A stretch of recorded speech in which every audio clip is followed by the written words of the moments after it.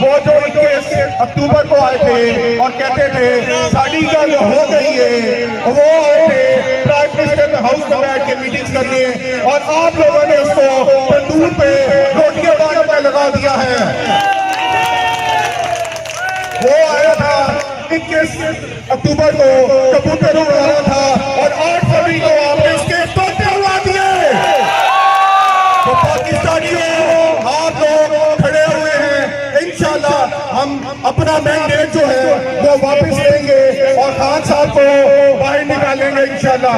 बस आपने डट के खड़े रहना है और ज्यादा वक्त नहीं है, हम और थोड़ी सी मेहनत करेंगे तो इंशाल्लाह अपना मैंडेट भी वापस लेंगे और खान साहब भी वापस आएंगे। और इंशाल्लाह ये डरा नहीं सकते आपको, जितना इन्होंने जुल्म करना था इन्होंने किया, और लाहौर में तो बहुत ज्यादा जुल्म किया।